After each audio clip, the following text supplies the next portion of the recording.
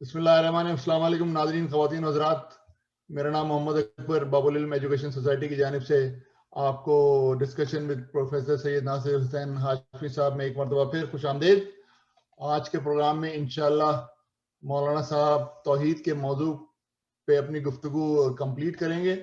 अगर आपके पास कुछ सवाल हो तौहीद के मुतालिक तो आप कर लीजिएगा, और अगर उसके अलावा कोई सवाल हो तो वो आप प्रोग्राम के आखिर में कर लीजिएगा। और इंशाअल्लाह अगले सैटरडे को, क्योंकि शबों का सैटरडे है तो उसमें प्रोग्राम नहीं होगा, लेकिन उसके बाद जो सैटरडे होगा ईद से पहले, उसमें इंशाअल्लाह मौलाना साहब अदालत के मौजू पे अपनी गुफ्तगू शुरू करेंगे। आज इंशाअल्लाह तौहीद के ऊपर कंक्लूड हो जाएगा डिस्कशन मौलाना का। तो अब मैं मौलाना साहब को खुश आमदेद कहने के साथ साथ उनसे गुजारिश करूंगा कि वो अपनी गुफ्तगू का आगाज करें। बिस्मिल्लाह मौलाना। औज़ु बिल्लाहि मिनश शैतानिर रजीम, बिस्मिल्लाहिर रहमानिर रहीम, अल्हम्दुलिल्लाहि रब्बिल आलमीन, वस्सलातु वस्सलामु अला अशरफिल अंबियाइ वल मुरसलीन, खातमुन नबिय्यीन, रहमतुल लिल आलमीन, अबिल क़ासिम मुहम्मद व अहले बैतिहि तय्यबीन अत्ताहिरीन अल मासूमीन अल मज़लूमीन अल्लज़ीना अज़हबल्लाहु अन्हुमुर रिज्सा व तहहरहुम तत्हीरा। बिस्मिल्लाहिर रहमानिर रहीम, हुवल्लाहुल खालिकुल बारिउल मुसव्विरु लहुल अस्माउल हुस्ना युसब्बिहु लहु मा फिस समावाति वल अर्ज़ व हुवल अज़ीज़ुल हकीम। अज़ीज़ान ग्रामी, हमारी तौहीद के सिलसिले में अल्हम्दुलिल्लाह आज छठी नशिस्त है, जिसमें हम आपसे खिताब की सआदत हासिल कर रहे हैं। और हमारी जो गुज़िश्ता गुफ्तगू थी उसमें हमने तौहीद इबादत पर बात की थी, और तौहीद इबादत पर बात करते हुए हम काफ़ी हद तक अपने मतालिब को आपकी खिदमत में पेश कर चुके थे। अब आज हम कुछ थोड़ी सी वजाहत और आखिर के दो नुकात तौहीद इबादत से मुताल्लिक़ हैं, उनको बहुत ही इख्तिसार के साथ और जल्दी जल्दी आपकी खिदमत में पेश कर देंगे, ताकि अगले बाब में दाखिल हो सकें। और अगला बाब हमारा है तौहीद अफ़आली। तो तौहीद अफ़आली के ऊपर आज इंशाअल्लाह गुफ्तगू तमाम करने के बाद हमारा सिलसिला गुफ्तगू तौहीद के बारे में जितना हमने इस वक्त इरादा किया है उतना इंशाअल्लाह मुकम्मल हो जाएगा। बाकी आप हजरात की दिलचस्पियों के ऊपर है। अगर आप हजरात ने दिलचस्पियाँ ली और चाहा कि इसमें मज़ीद गुफ्तगू हो तो फिर इंशाअल्लाह इसके और पहलू हैं, उन पर गुफ्तगू कर लेंगे। लेकिन फ़िलहाल हम आज की हद तक तौहीद के बाब को ख़त्म करके एक मर्तबा आपसे इस सिलसिले में गुफ्तगू का इत्माम कर लेंगे और उसके बाद अदालत के मौज़ू में इंशाअल्लाह दाखिल हो जाएंगे। तो बहरहाल तौहीद इबादत के ज़ैल में जो गुफ्तगू हमने आपके गोशगुजार की थी, उसमें अब आखिर में हमारे पास दो नुकात रह जाते हैं। वो नुकात ये हैं कि पहला नुक्ता तो ये है कि जब हम लफ्ज़ इबादत को उसके उन्हीं मानों में लें जो कुरान में इस्तेमाल हुए हैं, तो फिर वो इबादत का मफ़हूम जो है वो सिवाय परवरदिगार आलम के, सिवाय ज़ात बारी ताला के, सिवाय खुदाए वहदहु ला शरीक के और किसी से ताल्लुक़ उसका पैदा हो सकता ही नहीं है। और दूसरा नुक्ता जो इस सिलसिले में है वो ये है कि बाज़ उमूर ऐसे हैं कि जो इबादत के ज़ुमरे में नहीं आते, लेकिन उनको समझने में, उनकी अदायगी में और उनके अंजाम देने में अक्सर आलम इस्लाम में इश्तिबाहात पैदा होते हैं। तो इन दोनों चीज़ों को आज हम बयान कर देंगे, उसके बाद इंशाअल्लाह गुफ्तगू को आगे बढ़ाएंगे और तौहीद अफ़आली का तज़किरा पेश करेंगे। तो देखिए, सूरत ये है कि हमने कहा कि इबादत जो है वो सिवाय अल्लाह के किसी की हो ही नहीं सकती। सिवाय अल्लाह के मुमकिन ही नहीं है कि किसी की इबादत की जाए। क्यों मुमकिन नहीं है? परवरदिगार आलम ने इरशाद फरमाया सूरह वज़ारियात में कि वमा खलक़तुल जिन्ना वल इंसा इल्ला लियअबुदून, हमने नहीं पैदा किया है इंसानों और जिनों को मगर इसलिए कि वो इबादत करें। यानी इंसान और जिन ये दो मखलूक़ात जो ज़ी अक्ल हैं, जिनको दुनिया में आजमाइश के लिए भेजा गया है, और इनकी हयात दुनिया जो है वो आजमाइश का अरसा है। तो इनके बारे में परवरदिगार आलम ये कह रहा है कि इनको हमने खल्क ही नहीं किया, यानी इनकी तख्लीक का मकसद सिवाय इबादत के कुछ भी नहीं। ये नहीं कहा कि इनको जिन मकासद के लिए पैदा किया है उसमें अहम तरीन मकसद इबादत है। ये नहीं कहा कि दीगर मकासद अपनी जगह, इबादत अपनी जगह, नहीं, इनकी तख्लीक का मकसद ही इबादत है। तो ये है मफहूम है इबादत जो परवरदिगार आलम ने कुरान में पेश किया है। तो अब सवाल यहाँ पर क्या है कि इबादत का मफहूम क्या हुआ?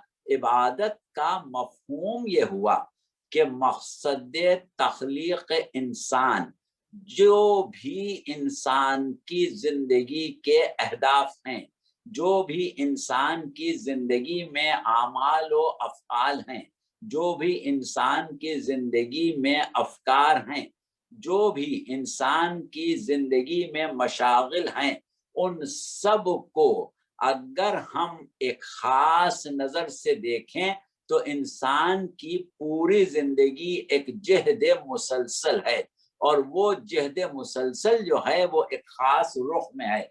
और वो रुख क्या है? परवरदिगार आलम की बारगाह में अपना एक खास मकाम जो उसको बिलकुवा दे के पैदा किया गया है, उसे बिल अमल हासिल कर लेना। आप जब इबादत करते हैं, जिसको आप इबादत कहते हैं, आपने नमाज पढ़ी तो क्या नियत करते हैं? कुर्बतन इल्लल्लाह। रोजा रखा तो क्या नियत करते हैं? कुर्बतन इल्लल्लाह। हज किया तो क्या नियत करते हैं? कुर्बतन इल्लल्लाह। जो भी नेक काम आप करने जाते हैं, आपकी नियत क्या होती है? कुर्बतन इल्लल्लाह। यानी ये काम आप इसलिए कर रहे हैं कि अल्लाह से अपना तकर्रुब पैदा करना चाहते हैं या तकर्रुब में इजाफा करना चाहते हैं। तो अब जितने आमाल व अफ़आल आप अल्लाह के तकर्रुब की हासिल करने की सही के तौर पर करते हैं, उसको हम इबादत कहते हैं। लेकिन अल्लाह ये कह रहा है कि इंसान को दुनिया में इबादत के अलावा कुछ करना ही नहीं। उठना, बैठना, चलना फिरना, खाना पीना, सोना जागना, रोजी कमाना, बच्चों की परवरिश करना, वालिदैन की खिदमत करना, लोगों की तीमारदारी करना, लोगों की हाल अहवाल पुरसी करना, लोगों से ताल्लुकात का इस्तेवार करना, ये सब चीजें जो हैं ये इबादत के जुमरे में आना चाहिए हैं।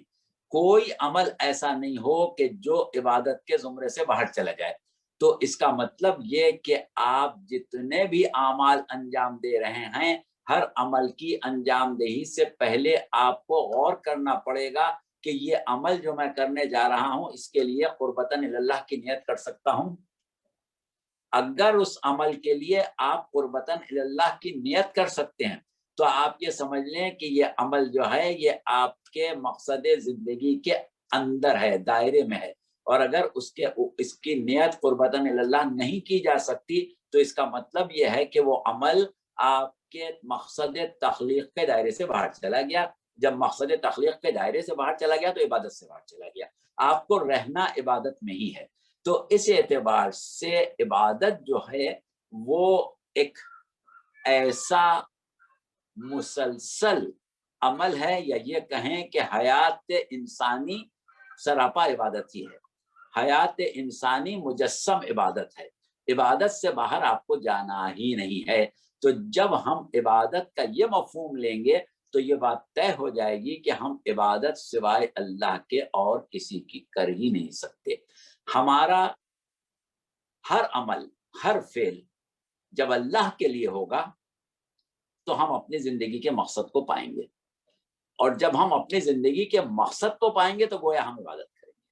तो इस एतबार से तौहीद इबादत की जब हम बात करते हैं तो तौहीद इबादत कुछ नहीं, हमारी पूरी जिंदगी जो एक आजमाइश है, ये पूरी की पूरी जिंदगी दरअसल इबादत ही है। عبادت سے باہر ہمیں جانا ہی نہیں. تو اس اعتبار سے عبادت سوائے اللہ کے کسی کی نہیں ہوتی, اور نہ کوئی کر سکتا ہے سوائے اللہ کے کسی کی عبادت, کیونکہ عبادت وہ مقصد حیات ہے جو خالق نے ہمارے لیے متعین کیا ہے. یہ تھا ایک نقطہ. اس کی تفصیل بہت ہے, لیکن ہم اس لیے اس کو اجمالی طور پر بیان کر رہے ہیں کہ آپ حضرات بعد میں سوال کریں تو ہمیں اتنے ہی دائرے میں رہ کے انشاءاللہ آپ کے سوالات کے جوابات دینا ہوں گے. اور اگر اتنا آپ کے لیے کافی ہو گیا ہے تو ہمیں بھی آگے بڑھنے کا موقع مل جائے گا. اچھا, اس کے بعد ہم نے کہا تھا کہ ایک اور نقطہ ہے, پروردگار عالم نے بعض اعمال و افعال کو بندوں کے لیے جاری کیا ہے, بندوں سے چاہا ہے. تو جب وہ عمل اللہ کے چاہنے سے, اللہ کے حکم سے, اللہ کی اطاعت میں انجام دیا جائے گا تو وہ عمل بہرحال اللہ کی ہی عبادت کہلائے گا اور عبادت کے ہی زمرے میں آئے گا. لیکن ضروری نہیں ہے کہ اس کا تعلق براہ راست اللہ سے ہو. جیسے مثال کے طور پر پروردگار عالم نے ملائکہ کو حکم دیا جناب آدم کو سجدہ کرنے کا, تو اب ملائکہ جو سجدہ جناب آدم کو کر رہے ہیں, ہماری تعریف عبادت کی روح سے وہ اللہ کی ہی عبادت ہے, جناب آدم کی عبادت نہیں. سجدہ آدم کو ضرور ہے لیکن عبادت اللہ کی, اس لیے کہ اللہ کے حکم سے کی گئی, اللہ کی خوشنودی کے لیے کی گئی. تو یہ وہ عمل ہے جو اللہ کی خوشنودی کے لیے قربتاً اللہ کیا گیا ہے, لہذا عبادت اللہ کی ہے, آدم کی عبادت نہیں. تو اسی طریقے سے آپ نے اولاد کی کفالت کی, آپ نے والدین کی خدمت کی, آپ نے اعزاء و اقربا کی عیادت کی, آپ نے کسی غریب کی مدد کی, تو براہ راست تو اس کا تعلق بندوں سے ہے, لیکن کیونکہ اللہ کے حکم سے ہے, اللہ کی مرضی سے ہے, اللہ کی قربت کے حصول کے لیے ہے, لہذا ہم اس کو بھی عبادت کے ہی زمرے میں لاتے ہیں. اسی طرح پروردگار عالم نے بعض چیزوں کی تعظیم و تکریم کا حکم دیا ہے اور ان کی بے حرمتی سے منع کیا ہے. یہ بھی وہی معاملہ ہے. سورہ حج کی 32ویں آیت میں پروردگار عالم نے ارشاد فرمایا کہ ذالک ومن یعظم شعار اللہ فإنها من تقوی القلوب. بات تو یہی ہے, ترجمہ کر رہے ہیں, بات تو یہی ہے کہ وہ لوگ جو شعائر اللہ کی تعظیم کرتے ہیں دراصل یہ ان کے دلوں کا تقوی ہے. یعنی شعائر اللہ کی تعظیم جو وہ کر رہے ہیں وہ دلوں کے تقوی کی وجہ سے کر رہے ہیں. تو اب دیکھیے, شاعر اللہ تو نہیں ہے, اللہ کے علاوہ ہے, لیکن پروردگار عالم ان کی تعظیم کو پسند کر رہا ہے, ان کی تکریم کو پسند کر رہا ہے. اب قرآن میں شاعر اللہ کا تذکرہ کئی جگہ آیا ہے, بعض جگہ پروردگار عالم نے, یہی سورہ حج کی جو 32ویں آیت ہم نے پڑھی, اسی میں ہم آگے چل کے اگر دیکھیں تو وَالْبُدْنَ جَعَلْنَاهَا لَكُم مِّن شَعَائِرِ اللَّهِ, یہ قربانی کے جو موٹے اونٹ ہیں ان کو بھی ہم نے شعائر اللہ قرار دیا ہے. یا ان الصفا والمروہ من شعائر اللہ کا, کہ بے شک صفا و مروہ جو ہیں وہ شعائر اللہ میں سے ہیں. اسی طریقے سے پروردگار عالم نے سورہ مائدہ کی 2 آیت میں خاص طور سے منع کیا ہے کہ دیکھو شاعر اللہ کی بے حرمتی نہ کرنا. تو اب یہ شاعر اللہ جو ہیں, مثال کے طور پر تو پروردگار عالم نے 3-4 چیزوں کا نام لیا ہے, لیکن ہر ایک کے ساتھ میں نے تبعیضی لگایا ہے, من شاعر اللہ, شاعر اللہ میں سے یہ بھی ہیں, یعنی ان کے علاوہ بھی ہیں.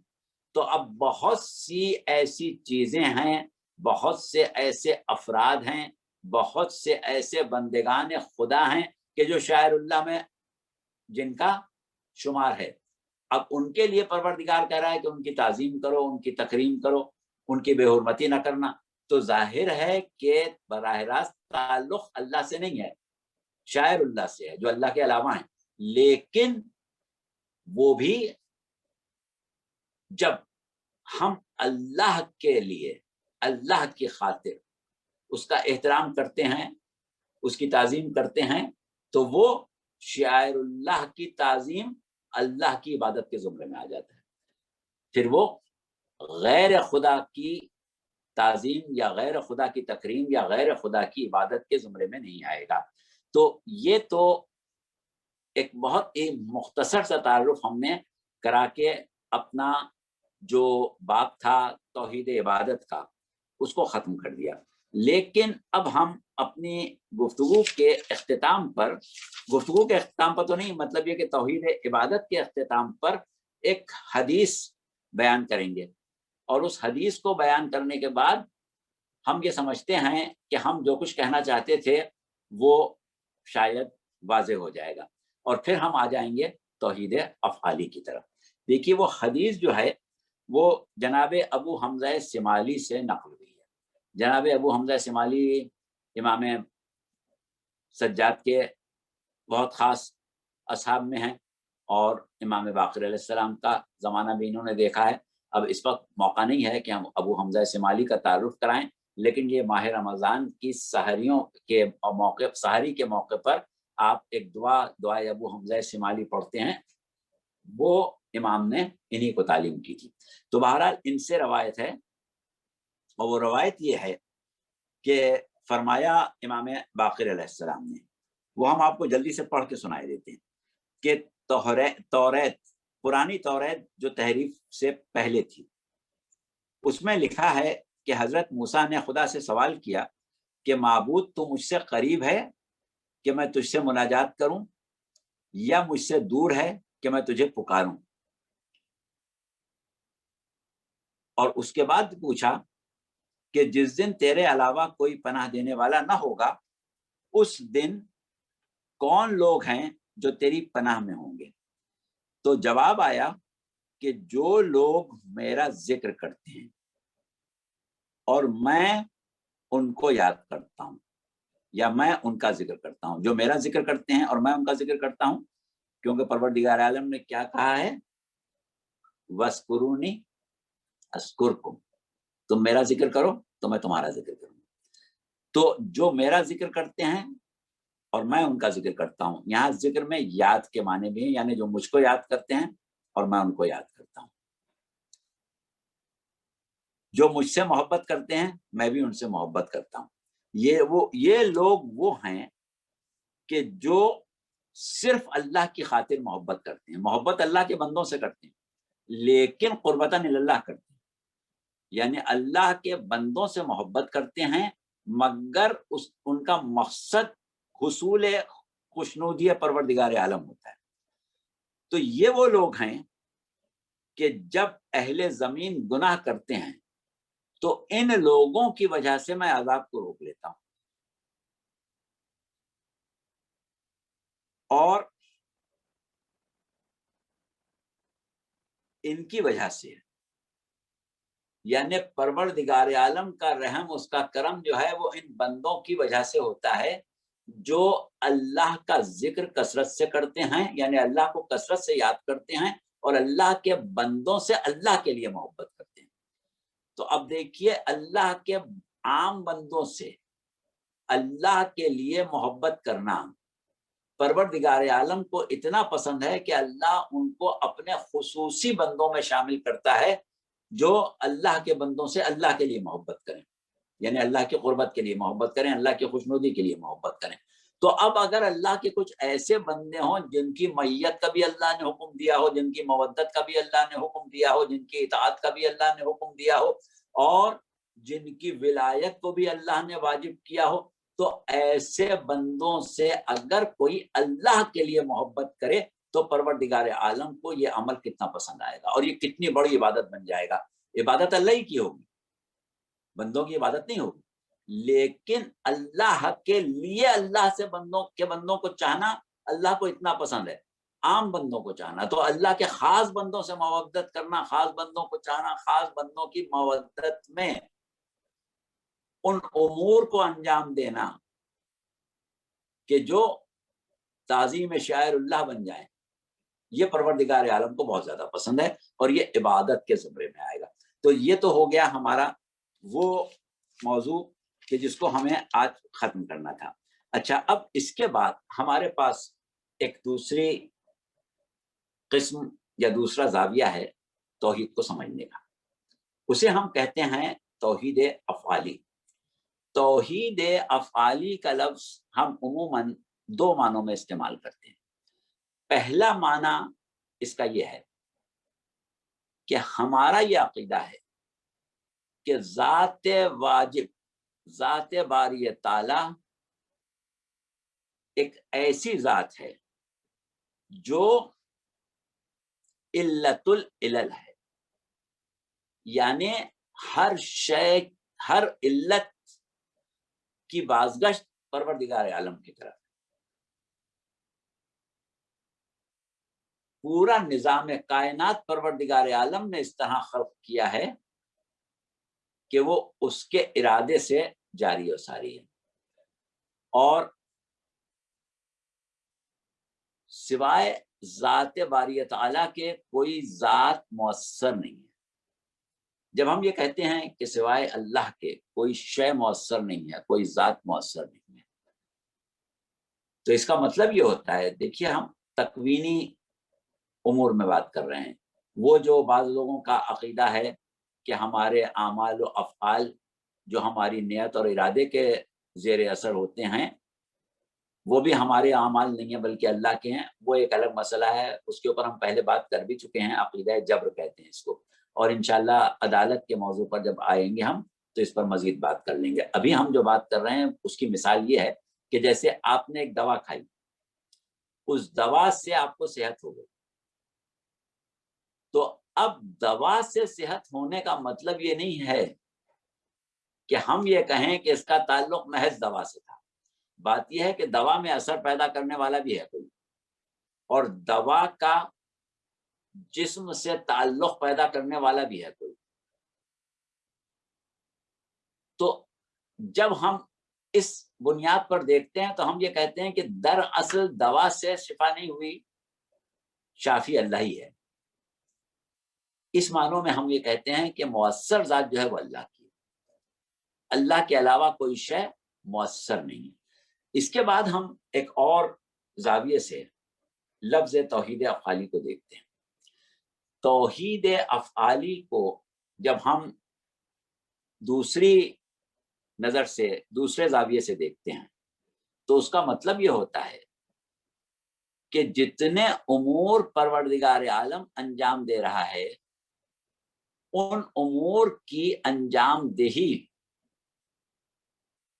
خاص پروردگار عالم کا ہی عمل ہے، اور ایسے امور کہ جن کا تعلق سوائے ذات باری تعالیٰ کے کسی سے نہ جوڑا جا سکتا ہو، ان امور کو ہم جب سامنے رکھتے ہیں تو اس کی بہت سی اقسام بن جاتی ہیں، بہت اقسام. لیکن ہم اپنی گفتگو میں 6 اقسام پر بات کریں گے. 6 چیزیں ایسی ہیں کہ جن کو ہم یہ کہتے ہیں کہ یہ توحید افعالی ہیں.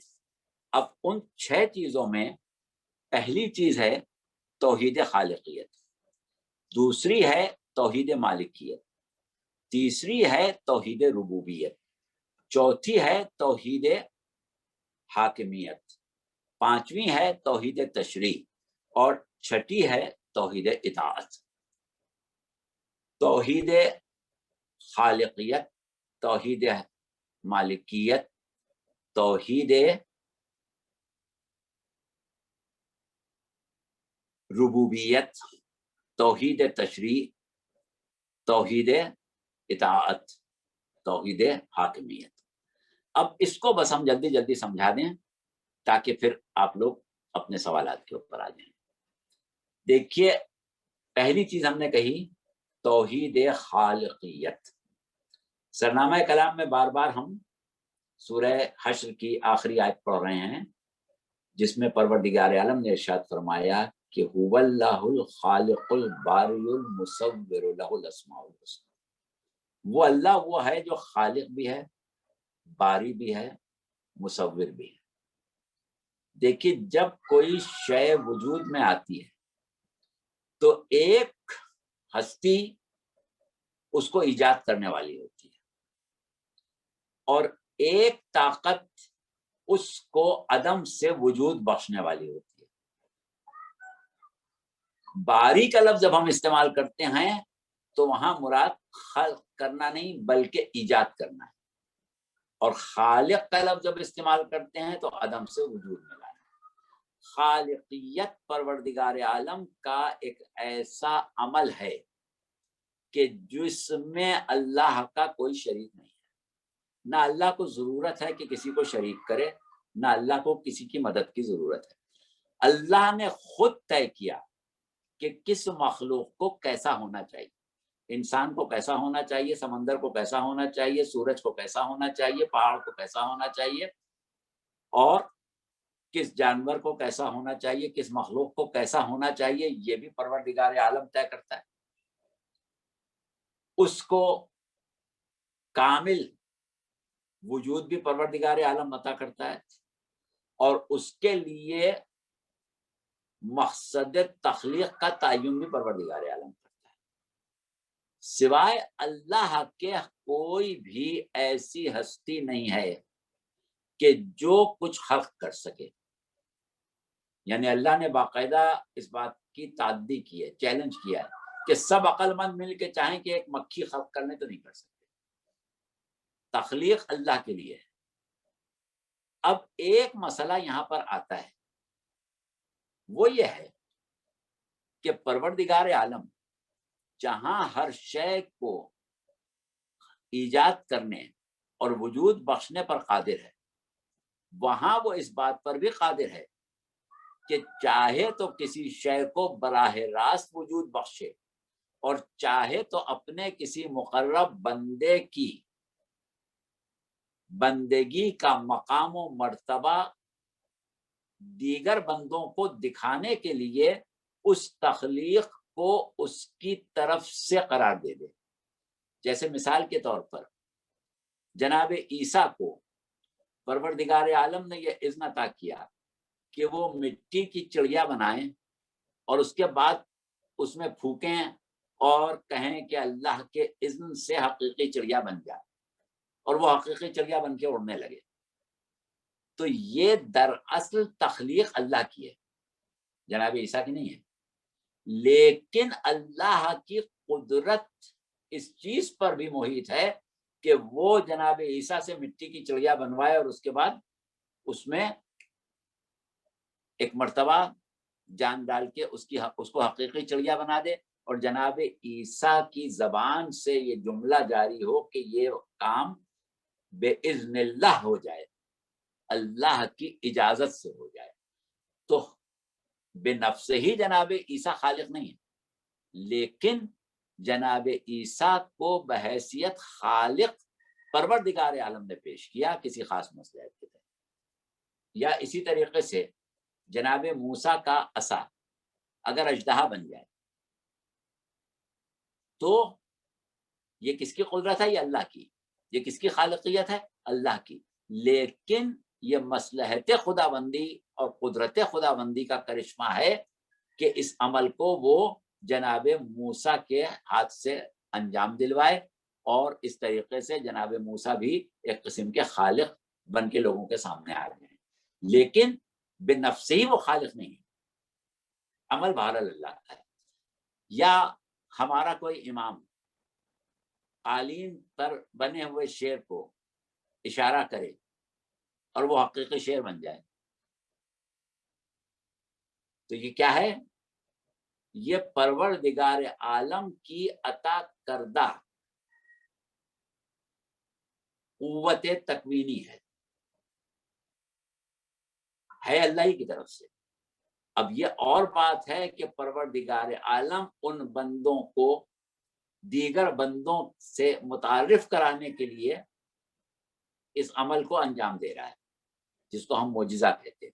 تو یہ تمام چیزیں جو ہیں یہ اپنی جگہ ہیں، لیکن بنیادی طور پر خالقیت جو ہے وہ ذات باری تعالی سے ہی منسوب ہے.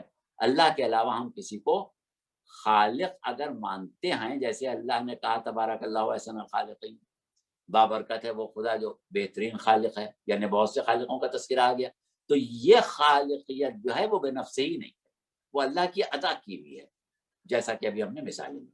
اچھا، اب اس کے بعد جو دوسری چیز ہے وہ ہے توحید ربوبیت۔ دیکھیے رب کسے کہتے ہیں؟ رب کہتے ہیں ضرورت کو پورا کرنے والے،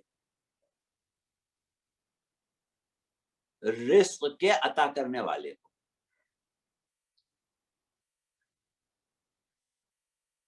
پروردگار عالم نے ارشاد فرمایا کہ وما من دابۃ فی الارض الا علی اللہ رزقها، زمین پر کوئی جاندار ایسا نہیں ہے جس کا رزق اللہ کے ذمہ نہ ہو۔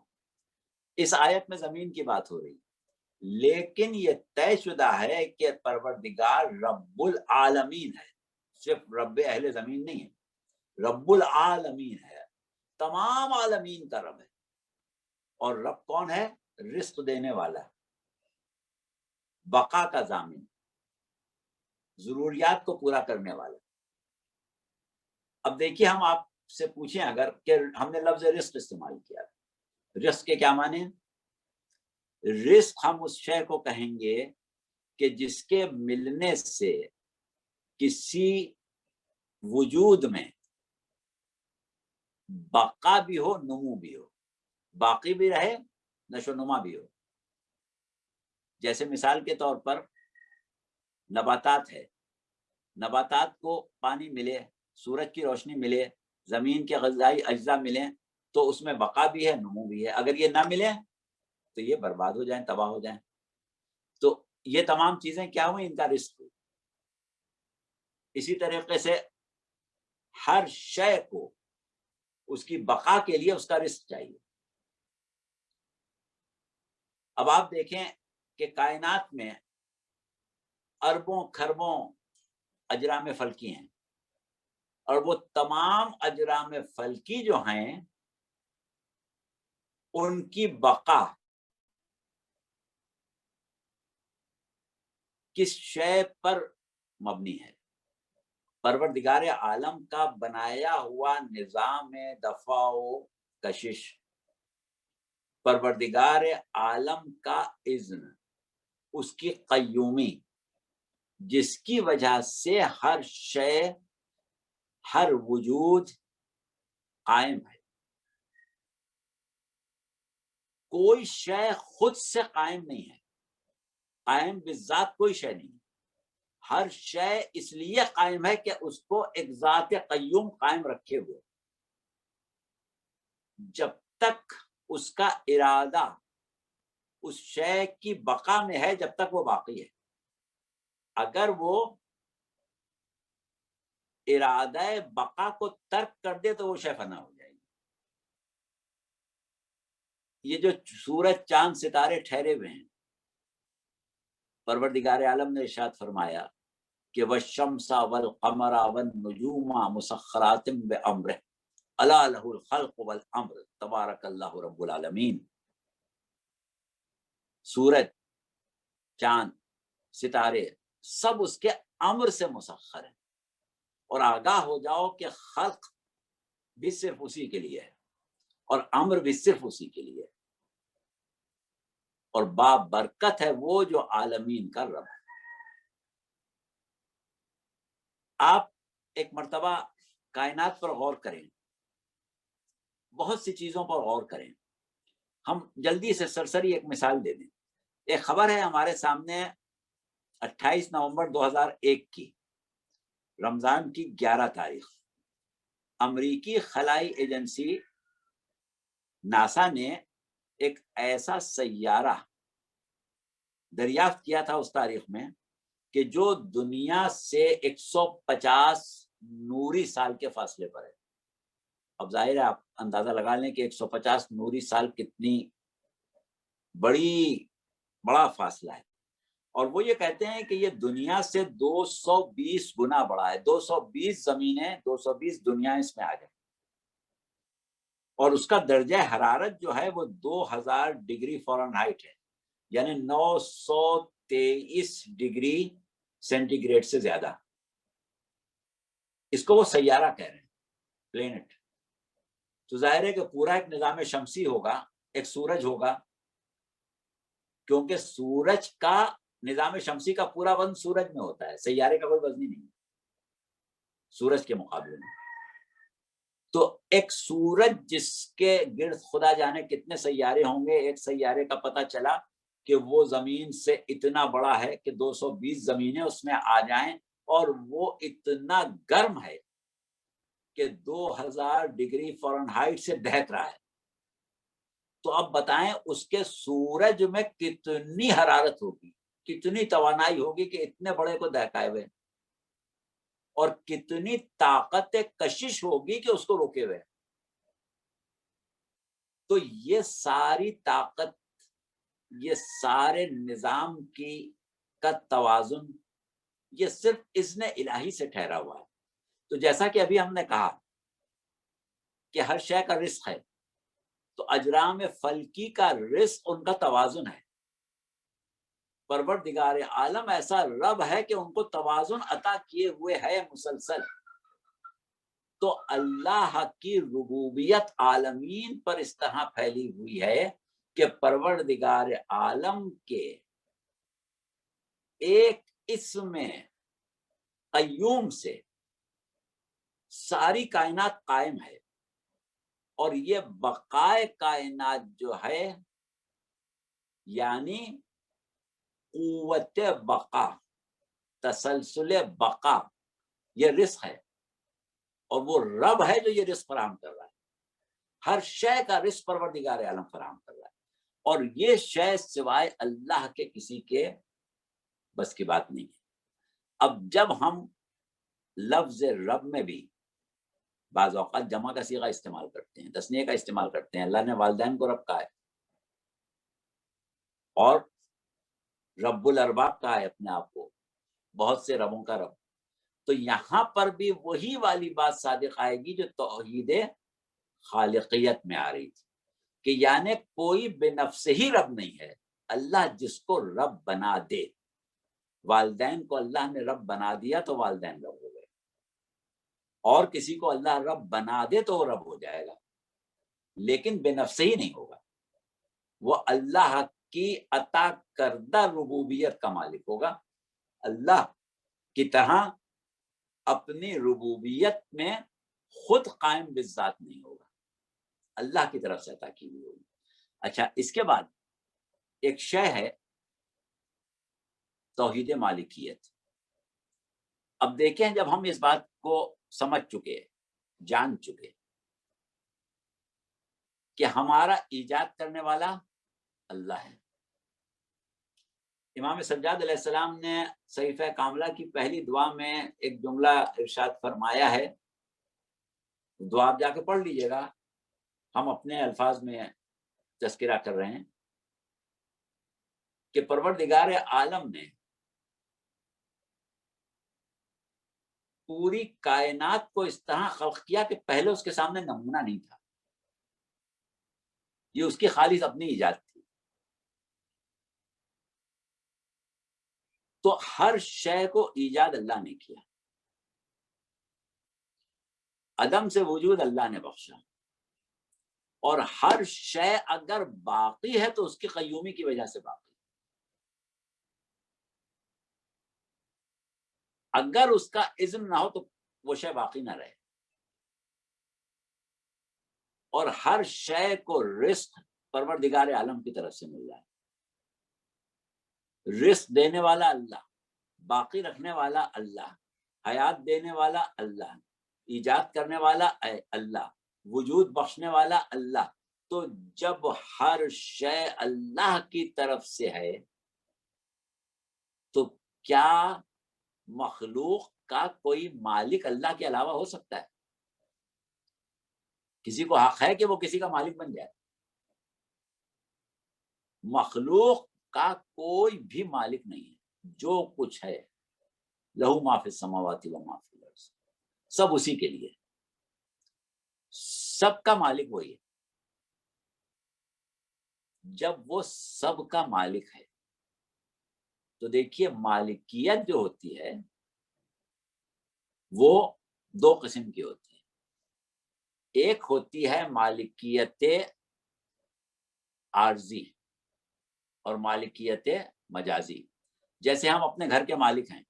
کب تک ہیں مالک؟ جب تک سانس چل رہی ہے.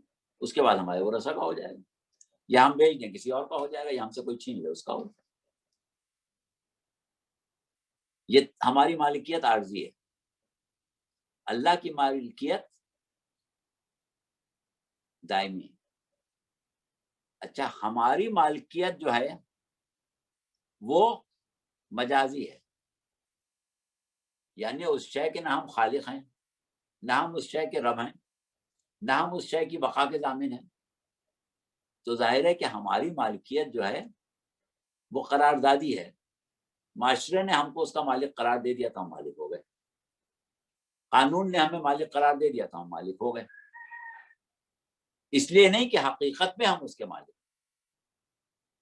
اب صورت کیا ہے کہ مالکیت جو ہوتی ہے وہ حق تصرف رکھتی ہے.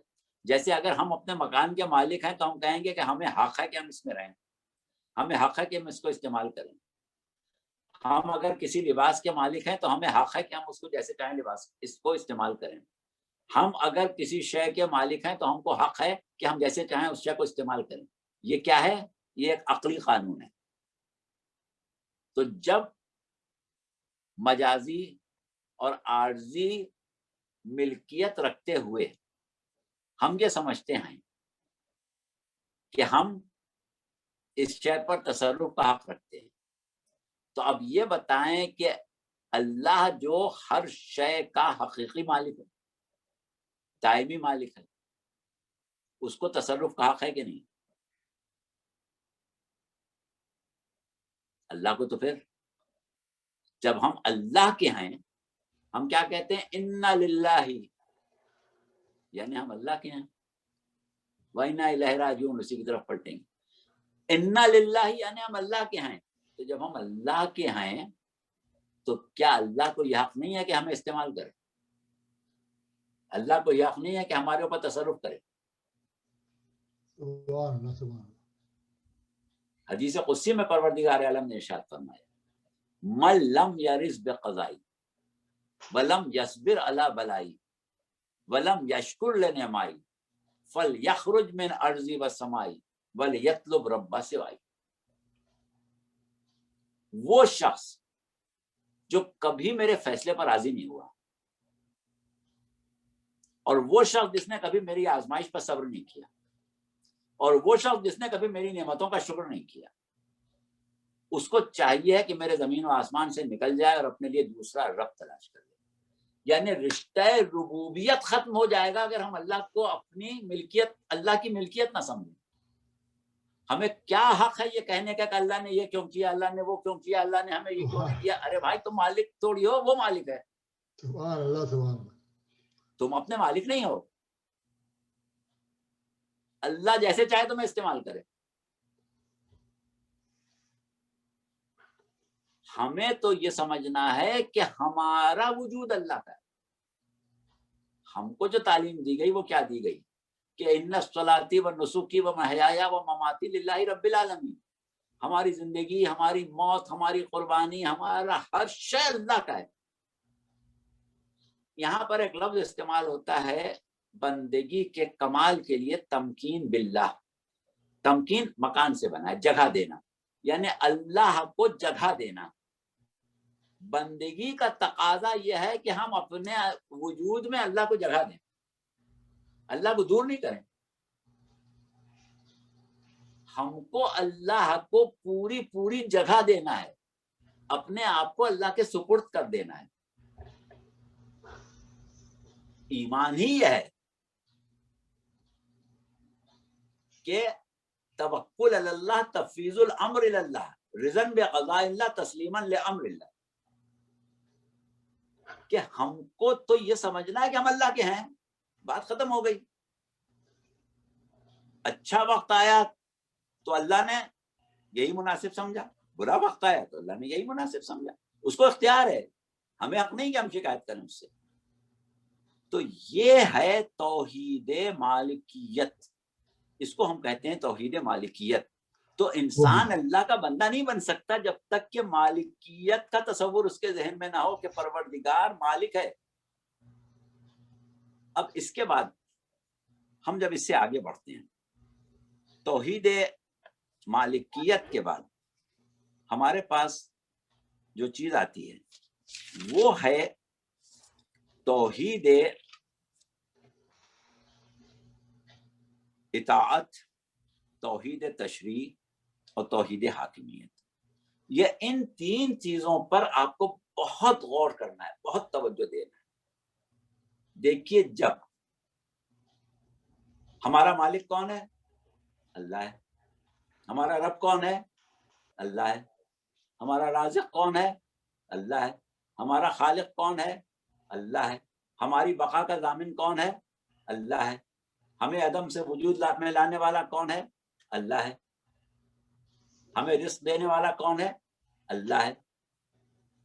اب ایسی صورت میں جب اللہ مالک ہے تو ہم کو اپنے نفس پر اللہ سے زیادہ اختیار ہو سکتا ہے؟ دیکھیے، وہ لوگ کہ جو اسرار و رموز بندگی سے واقف نہیں ہیں، وہ تو یہ کہہ سکتے ہیں کہ صاحب یہ کام ہم نے بالرضا کیا، یہ کام ہم نے کیا تو ہم اس پر راضی تھے. ارے بھائی، آپ کو راضی ہونے کا حق ہے جب آپ کا وجود آپ کی چیز ہی نہیں ہے.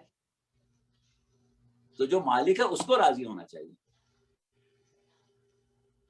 تو اب جو مالک ہے، جو رب ہے، جو خالق ہے، جو اولا بالتصرف ہے، یعنی ہمارے نفوس پر ہم سے زیادہ اختیار رکھتا ہے، جب وہ ہمارے نفوس پر ہم سے زیادہ اختیار رکھتا ہے تو کیا ہم کو یہ حق حاصل ہے کہ ہم اپنی مرضی سے کسی کو قابل اطاعت سمجھ لیں، کسی کی اطاعت کرنا شروع کر؟ کیسے کر سکتے ہیں؟ جس کی اطاعت کا حکم اللہ دے گا اسی کی اطاعت کر سکتے ہیں، اس کے علاوہ کسی کی اطاعت نہیں کر سکتے. یہ ہے توحید اطاعت. توحید تشریع یعنی قانون سازی. قانون سازی اپنے لیے ہم کریں گے تو ہمارا مالک کرے گا. تشریع صرف اللہ کے لیے ہے، اللہ کے قانون کے علاوہ کوئی قانون نہیں چلے گا. اور جب ہر شے اللہ کی طرف سے ہے اور خالق اللہ ہے، مالک اللہ ہے، رب اللہ ہے، قیوم اللہ ہے، تو پھر کس کو حق ہے کہ ہمارے اوپر حکومت کرے؟ یا ہم کو حق ہے کہ ہم کسی کو اپنا حاکم بنائیں؟ ارے ایک شخص اللہ کے ایک بندے کو اپنا محکوم نہیں بنا سکتا. حق ہی حاصل نہیں ہے کسی کو کہ اللہ کے بندے کو محکوم بنائے. چاہے کہ پوری قوم کو محکوم بنا لے یا پوری قوم اپنے آپ کو کسی کا محکوم بنا لے. یہ قوم کو حق کس نے دے دیا؟ توحید حاکمیت میں شرک ہے، توحید اطاعت میں شرک ہے. یہ توحید تشریع میں شرک ہے کہ ہم جب اللہ کو مالک سمجھتے ہیں اور تبارک الذی بیدہ الملک کہتے ہیں، حکومت اسی کے لیے، تو جب وہ حاکم ہے تو ہم محکوم ہیں اس کے. اور جب ہم اس کے محکوم ہیں تو یا تو وہ ہمارے اوپر حکومت کرے یا جس کو چاہے ہمارا حاکم بنا دے. جس کو اللہ حاکم بنائے گا اس کو ہم حاکم مانیں گے. جس کو اللہ حاکم نہ بنائے اس کو حاکم مانا تو شرک ہو جائے گا. اللہ نے بنایا نہیں، ہمیں کیا حق پہنچتا ہے کسی کو حاکم بنانے کا؟ ہمیں کیا حق پہنچتا ہے کسی کی اطاعت کرنے کا؟ اللہ کہہ رہا ہے اطیعوا اللہ واطیعوا الرسول واولی الامر منکم. اب اولی الامر کی اطاعت آپ کریں گے تو اولی الامر ہم نہیں بنا سکتے، اس لیے کہ توحید اطاعت کا تقاضا ہے کہ جس کی اطاعت کا اللہ حکم دے گا وہ اولی الامر ہوگا. جس کو ہم اولی الامر قرار دے دیں وہ اولی الامر نہیں ہوگا. تو اس اعتبار سے مکتب تشیع کا یہ خصوصی امتیاز ہے کہ وہ صرف اسی کو حاکم مانے گا، صرف اسی کو اطاعت کے قابل مانے گا، صرف اسی کو تشریع کے قابل مانے گا جو منصوص من اللہ ہو، اللہ کی طرف سے. اللہ نے نہیں بنایا تو مجبوری ہم نہیں مان سکتے، کیونکہ کسی اور کو مانیں گے تو پھر ہم اللہ کی حاکمیت سے باہر چلے جائیں گے. اللہ کی حاکمیت میں جبھی رہ سکتے ہیں جب اللہ کے بنائے ہوئے کو. تو اب دیکھیے یہ جو ہمارے پاس نظام حاکمیت الہیہ ہے اسی کو ہم ولایت کہتے ہیں. اللہ ولی الذین آمنوا، اللہ صاحبان ایمان کا ولی ہے. النبی اولی بالمؤمنین من انفسہم، نبی تمام مومنوں پر ان کے نفوس سے زیادہ اختیار رکھتا ہے. یہ پورا نظام حکومت جو ہے اسی کو ہم ولایت الہیہ کہتے ہیں. جب ہم کہتے ہیں علی ولی اللہ تو اس کا مطلب کیا ہے؟ اس کا مطلب یہ ہے کہ علی اس سلطنت الہیہ کا منصوص من اللہ حاکم ہے، اللہ کی طرف سے حاکم ہے، کیونکہ یہ حکومت کا نظام ولایت ہے. تو یہ ولایت علی ولی اللہ کہنا، علی کو من جانب اللہ اس حاکمیت کا حقدار سمجھنا جو اللہ اپنی طرف سے عطا کرے، اپنی طرف سے منصوص کرے، اپنی طرف سے مخصوص کرے. تو یہ ہے ایک خاص ہماری فکر کہ جس کے تحت ہم نظام ولایت الہیہ کو مانتے ہیں. اب دیکھیے پروردگار عالم نے قرآن میں فرعون کا ذکر کیا، نمرود کا ذکر کیا، شداد کا ذکر کیا، حامان کا ذکر کیا. کیوں کیا؟ کیا کرتے تھے؟ وہ بادشاہ تھے، اپنی عبادت کراتے تھے، اپنے آپ کو رب کہلواتے تھے. اللہ نے ان کا تذکرہ کیا. کیوں؟ غور کریں کبھی. اگر آج کے بادشاہ رعایا سے تقاضۂ عبادت نہ کریں، تقاضۂ سجدہ نہ کریں، تب بھی وہ حاکمیت میں، تشریع میں، اطاعت میں، توحید الہیہ میں دخل اندازی کر رہے ہیں. توحید الہیہ میں دخل اندازی کر رہے ہیں. یہ ہم کو سمجھنے کی ضرورت ہے فرعون کے قصے سے، نمرود کے قصے سے، کہ ہم حاکمیت کو اللہ سے مخصوص کرتے ہیں، اطاعت کو اللہ سے مخصوص کرتے ہیں، تشریع کو اللہ سے مخصوص کرتے ہیں. لہذا حکومت سوائے پروردگار عالم کے کسی کی ہو ہی نہیں سکتی. تو یہ ہے ایک خلاصہ ہماری اس گفتگو کا کہ جسے ہم توحید افعالی کہہ رہے ہیں. اب توحید افعالی کے بعد آپ حضرات کی دلچسپیاں، آپ حضرات کی جو فکر کی جولانیاں ہیں، جو آپ کی طلب علم ہے، جو آپ کا جذبہ بندگی پروردگار عالم ہے، اس کے تحت آپ چاہیں گے تو ہم بہت گفتگو کریں گے. لیکن ہماری خواہش یہ ہے کہ ہم جو گفتگو کرتے ہیں، ہمارے میزبان ڈاکٹر صاحب جو محنت کرتے ہیں، خرچہ کرتے ہیں، بہت اہتمام کرتے ہیں، تو مقصد صرف یہ ہوتا ہے کہ آپ حضرات کو ہدیہ علم پیش کریں، آپ حضرات کو ایمان افروز گفتگو پیش کریں. تو آپ حضرات اس کو قبول کریں. آپ کی مہربانی اور آپ کی یہ بہت بڑی شفقت ہے، اور ہمارے لیے بھی یہ بہت بڑا اعزاز ہے کہ لوگ ہم سے سیکھیں یا ہمارے سامنے بیٹھے ہیں، ہم سے سنیں. تو بہرحال آج کی حد تک ہم اپنی گفتگو تمام کر رہے ہیں، اور ہمارے میزبان ڈاکٹر صاحب کے پاس آپ لوگوں کی طرف سے موصول شدہ سوالات ہوں گے. کچھ سوالات آپ لوگ خود شاید براہ راست کرنا پسند کریں تو ہم حاضر ہیں. لہٰذا ہم اب ڈاکٹر صاحب سے کہیں گے کہ آپ جس طریقے سے بھی چاہیں سوالات کو. جی بہت بہت شکریہ مولانا صاحب.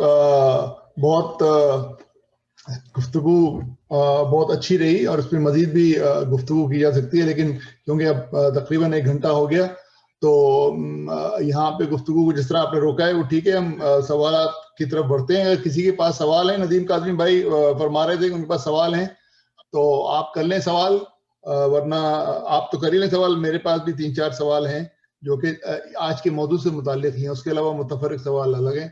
تو ندیم بھائی آپ کو کرنا ہے سوال تو کر لیجیے، بسم اللہ.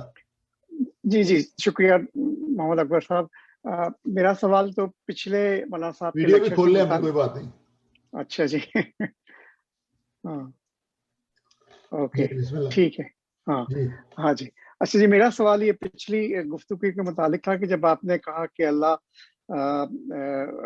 لائق عبادت ہے اور اللہ عبادت کے مستحق ہے، پھر آپ نے اس کے مختلف جواز دیے کہ لوگوں کے ذہن میں یہ سوال آئے گا کہ اللہ کی ذات میں یہ صفات ہونی چاہیے، یہ بھی صفات ہونی چاہیے، یا معبود کی ذات میں. تو وہ ساری صفات صرف اللہ کی ذات میں ہیں. تو میرا سوال یہ ہے کہ یہ جو سوالات آئے ہیں یہ کن لوگوں کے ذہن میں آتے ہیں؟ ہمارے ذہن میں تو نہیں آتے. کیا یہ اولیاء اوصیاء کے ذہنوں میں آتے ہیں، یا آپ جیسے عالموں کے ذہن میں آتے ہیں، یا مجتہدین یا فلاسفہ کے ذہن؟ یہ اس کا بیک گراؤنڈ کیا ہے؟ یہ جو سوالات آئے ہیں یا صرف فلسفے کی حد تک سوالات ہیں؟ شکریہ. دیکھیے، ہم نے عالم انسانیت کی فطری جو طلب ہے اس کو جمع کر کے آپ کے سامنے پیش کر دیا.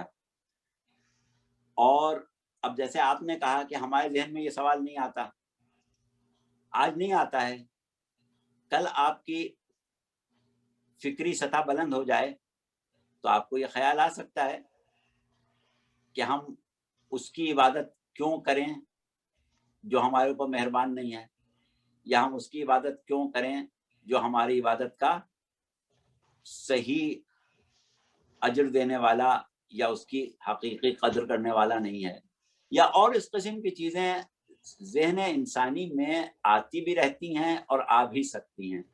ہماری کوشش یہ ہوتی ہے کہ جو بات ابھی ذہن میں نہیں بھی آئی ہے اس کا بھی آپ کو جواب مل جائے. آج نہیں تو کل آئے گی، ہو سکتا ہے کل آپ کے بچے آپ سے ہی سوال کر لیں تو آپ کے پاس اس کا جواب ہونا چاہیے. ٹھیک ہے، اور سوال ہے ندیم بھائی کوئی؟ یہ ہو گیا. جس سے ایک چھوٹا سا اور سوال ہے کہ پچھلے لیکچر کے آغاز میں آپ نے کہا تھا کہ توحید عبادت میں تمام مسالک میں اتفاق تھا سوائے ابن تیمیہ اور جس کو بعد میں بڑھایا عبد الوہاب نے. تو یہ کیا اختلاف کیا تھا مطلب توحید عبادت میں؟ یہ بات کچھ یہ تھوڑی سی ہے وضاحت. کہ انہوں نے پہلی چیز تو یہ کی کہ حیات برزخ کو ایک طریقے سے عدم وجود مانا، اور اس کے بعد مرنے والے کو سلام کرنا گویا عدم کو سلام کرنا، یا مرنے والے سے کوئی گفتگو کرنا یا اس کو وسیلہ بنانا، ان تمام چیزوں کو انہوں نے عبادت کے زمرے میں ڈال دیا کہ یہ اس کی عبادت ہو رہی ہے. اور جب عبادت ہو رہی ہے تو غیر خدا کی عبادت ہو رہی ہے، غیر خدا کی عبادت ہو رہی ہے تو شرک ہو رہا ہے. یعنی کسی کو سلام کیا جا رہا ہے تو ان کا یہ بھی عبادت ہے، کسی سے کو وسیلہ بنایا جا رہا ہے ان کا یہ بھی عبادت ہے. تو وہ تو خیر آپ کے سامنے ہے. مطلب یہ کہ ان چیزوں کو عبادت قرار دیا جو ان سے پہلے کبھی کسی نے نہیں سمجھا تھا عبادت. ٹھیک ہے، اور کوئی ہے ندیم بھائی؟ یہ ہو گیا. نہیں جی بہت شکریہ، بہت کلیئر ہوگی بات ایک دم. یہ اچھا، میرے ذہن میں تو اور آتی کسی کے پاس سوال ہے تو کر لیں بھائی، ورنہ میں اپنی سوال شروع کروں پھر. اچھا مولانا میں شروع کروں گا ریورس آرڈر میں. آخر میں جو آپ نے ذکر کیا 3 طرح کی توحید کا، اور اس سے پہلے بھی، تو اس میں تو آپ نے یعنی گفتگو کے اندر شیطان کے رول کو تو بالکل ہی آپ نے اگنور کر دیا کہ شیطان کا تو کوئی رول ہی نہیں، ہمیں تو بس اللہ میاں کو اس طرح فالو کرنا چاہیے. تو بھائی شیطان کا بھی تو کوئی رول ہے بیچارے کا. سمجھ آئے سوال؟ شیطان کا کیا رول آپ دیکھنا چاہتے ہیں؟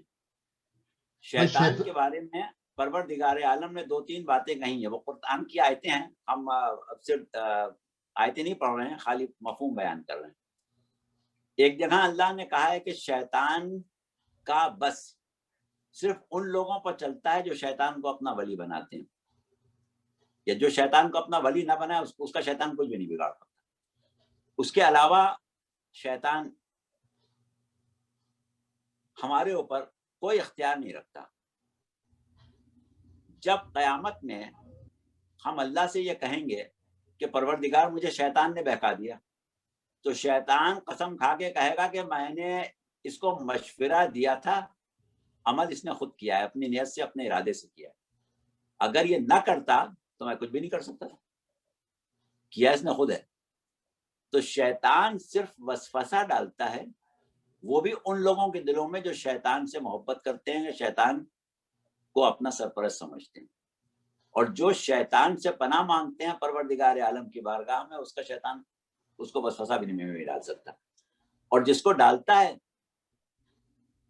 وہ جو عمل کرتا ہے وہ شیطان کے زور پر نہیں کرتا اپنی نیت سے، اپنے ارادے سے، صرف شیطان کے مشورے پر عمل کرتا ہے۔ تو اس اعتبار سے شیطان کا کوئی خاص رول نہیں ہے، اور شاید کسی موقع پر ہم نے ایک بات کہی بھی تھی کہ شیطان کا وجود اللہ کی ایک بہت بڑی نعمت ہے۔ جی ہاں، وہ تو صحیح ہے، اللہ نے بندے کو عذر دیا ہے، نہیں لیکن 95% کو تو اس نے بھگا لیا نا مولانا، خیر یہ ہم پہلے بھی بات کر چکے ہیں 95، اور یہ قرآن میں بھی اللہ میاں نے کہا کہ بیشتر کو تو بہکا لے گا، لیکن صرف ان کو نہیں بہکا سکے گا جو اولو مخلص الامر بندے ہوں ہوں گے۔ جی ٹھیک ہے۔ اچھا اب ذرا ایک تھوڑی سی کنفیوژن دماغ میں رہ گیا، آپ نے کہا کہ اللہ میاں جو ہے وہ دو چیزیں کرتا ہے، ایک تو عدم سے وجود میں لاتا ہے اللہ میاں، اور دوسرا تخلیق کرتا ہے، تو ان دونوں میں کیا فرق ہے؟ تخلیق اور عدم سے وجود ایک ہی چیز ہے، ہم نے ایجاد اور عدم سے وجود میں ہاں لانا ایجاد، دو ہاں الگ الگ باتیں کی تھی۔ ہاں، تو ایجاد میں اور اس میں ایجاد کیا فرق؟ کرنا کہ انسان کو کیسا ہونا چاہیے یہ بھی اللہ نے طے کیا، اچھا پلاننگ جو ہے شیر اس کو کی کیسا عدم سے ہونا وجود چاہیے یہ میں بھی لانا۔ اللہ نے طے کیا، سورج کو کیسا ہونا چاہیے یہ بھی اللہ نے طے کیا، یعنی جی جی ایجاد تو اللہ ہی نے کیا ہے نا، اب جیسا ایجاد کیا ویسا وجود بخش دیا، یہ اس کی قدرت ہے، ٹھیک ہے۔ خلاقیت ہے۔ اچھا، اور آپ نے جو بات کی ایجادات کی کہ وہ اللہ میاں کچھ ڈائریکٹ کرتا ہے اور کچھ انڈائریکٹلی لوگوں سے کرواتا ہے، تو یہ دنیاوی ایجادات کے اوپر بھی یہی ظاہر اصول جو ہے وہ کار فرما ہوگا، دنیاوی ایجادات جو ہیں دنیاوی ایجادات کے اوپر اس طریقے سے کار فرما ہوگا کہ موجد جو ہے اس کو صلاحیت ایجاد اللہ نہیں دی ہے۔ پہلی چیز تو یہ کہ موجد جو ہے وہ خود وجود میں نہیں آیا ہے، اللہ اس کو وجود میں لایا، وہ تو صحیح ہے، یعنی پہلی چیز۔ دوسری چیز یہ کہ اس میں صلاحیت ایجاد بھی اللہ نے دی ہے، تو ہاں اس اعتبار سے اس کی بازگشت اللہ کی طرف ہو جائے گی، اس کی بات اللہ کی طرف جائے گی، لیکن بالکل اس صحیح ہے۔ اعتبار سے نہیں ہوگی کہ پروردگار عالم نے خاص طور پر اس کا بندوں سے تعارف کرانے کے لیے اس سے ایجاد کرایا اور ایجاد اللہ نے کیا، نسبت اس کی طرف دی، یہ والا مسئلہ نہیں آئے گا یہ والا مسئلہ نہیں، ٹھیک ہے، وہ تو صحیح ہے۔ تو دنیاوی ایجادات بھی ظاہر ہے کہ اذن الہی سے ہی ہوتی ہے نا؟ ہاں، پروردگار عالم کی دی ہوئی طاقت سے ہوتی ہیں، پروردگار عالم کی دی ہوئی صلاحیت سے ہوتی ہیں، پروردگار عالم کے جتنے بھی فیوز اس کے لیے جاری ہیں ان سب فیوز کی بنیاد پر ہی وہ کوئی کام انجام دیتا ہے۔ وہ تو صحیح ہے، تو پھر اس کا مطلب ہے کہ پچھلے 800 سال سے تو یہ سارا کام غیر مسلم ہی کر رہے ہیں، 900 سال سے، 1000 سال سے۔ بات یہ ہے کہ اللہ غیر مسلموں کو رزق بھی دیتا ہے، اللہ غیر مسلموں کو دنیا کی آسائش بھی دیتا ہے، تو اللہ ساری غیر ایجادات بھی مسلموں انہیں سے سے، کروا رہے ہیں۔ دیکھیے ایجاد کروانے والی بات جو ہے نا وہ عقیدہ جبر والی بات چلی جائے گی، جبر نہیں ہے، اللہ نے اختیار تو مسلمانوں کو بھی دیا ہے، وہ اس کو نہیں کر رہے ہیں، یعنی ایسا نہیں ہے کہ اللہ نے غیر مسلم کا دماغ کوئی خاص قسم کا بنایا ہے اور مسلمان کا اس کے مقابلے میں سیکنڈ یا تھرڈ ڈگری کا بنایا ہے، ایسا نہیں ہے، دماغ اللہ نے سب کے وہی ویسے ہی بنائے ہیں، اب وہ استعمال کر رہا ہے، مسلمان استعمال نہیں کر رہا ہے، ایک زمانہ تھا جب مسلمان استعمال کر رہا ہوتا تھا، اب مسلمان نہیں استعمال کرتا، مسلمان دہشت گردی میں استعمال کرتا ہے، وہ بیچارہ کافر نہیں کر پاتا۔ صحیح ہے۔ اچھا کسی کے پاس سوال ہے بھائی تو کر لیجئے پلیز۔ مولانا ایک سوال میں اور بھی ہے میرے دماغ میں، جہاں کہ کافی کیچڑ ہوتی ہے دماغ میں میرے، لیکن بہرحال تو یہ آپ نے فرمایا کہ ربوبیت اور رب کا مطلب ہے کہ جو ضروریات پوری کرے، اور آپ نے ایک جگہ کہا کہ والدین کو بھی اللہ میں نے رب کا درجہ دیا ہے، یا شوہر ہے یا زوجہ ہے یا بیگم ہے وہ کہ ضروریات ہاں پوری مطلب کرے گی۔ یہ کہ یہ مجازی ربوب ہے، حقیقی رب اللہ ہے۔ نہیں ہاں مجازی ہیں، تو یہ نہیں کہ یہ تھوڑا بہت ان کے اندر ہے اس کا عکس یہ اللہ ربوبیت کا دیا ہوا ہے۔ اللہ کا دیا ہوا، بالکل اللہ کا دیا ہوا۔ ٹھیک ہے ٹھیک ہے، اور ایک سوال اور کر لوں اگر آپ اجازت دیں تو مولانا۔ آپ نے کہا کہ رزق دینے والا اللہ ہے, جی تو نہ دینے والا بھی تو اللہ ہی ہے پھر. ہاں, اللہ رزق دیتا بھی ہے, کشادہ بھی کرتا ہے, روکتا بھی ہے, تنگ بھی کرتا ہے, لیکن یہ ساری چیزیں جو ہیں, جیسا کہ ابھی ہم نے کہا کہ بحیثیت مالک اس کو حق ہے. پہلی چیز تو یہ ہے.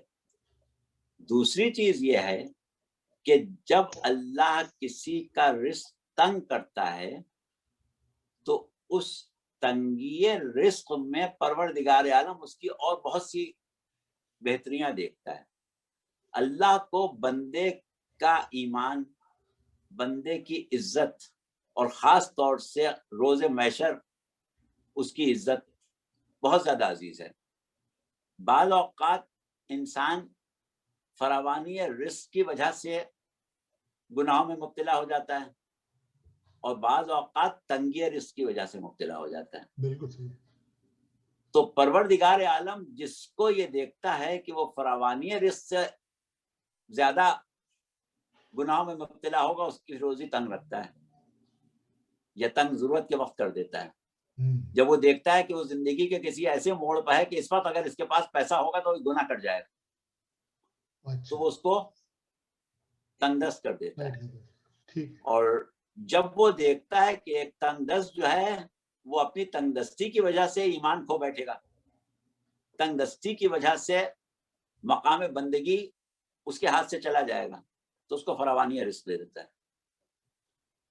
لیکن یہ بہت سے لوگوں کو پتہ نہیں ہے یہ بات, ورنہ اتنے لوگوں کو پتہ لوگ نہیں غریب ہے نہ کہ ہوتے. ہمارا رزق تنگ ہوا تو کیوں ہوا.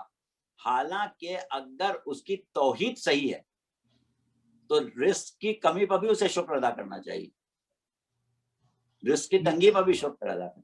نہیں, مگر رزق کی تنگی پہ اگر شکر اس نے ادا کر دیا تو پھر تو اللہ میاں کو بالکل گمان نہیں ہوگا کہ یہ میرے راستے سے ہٹ جائے گا, تو اس کو تو کبھی بھی نہیں بڑھے گا رزق بیچارے کا. راستے سے کیوں ہٹ جائے گا؟ یعنی مسئلہ یہ ہے کہ اگر ایک ایسا شخص ہے کہ کبھی بھی اس کو فراوانی دی گئی تو وہ ایمان کھو بیٹھے گا, تو وہ زندگی بھر تنگ دستی رہے گا. نہیں, لیکن آپ نے خیر بحث کر رہا ہوں, میں چھوڑیں.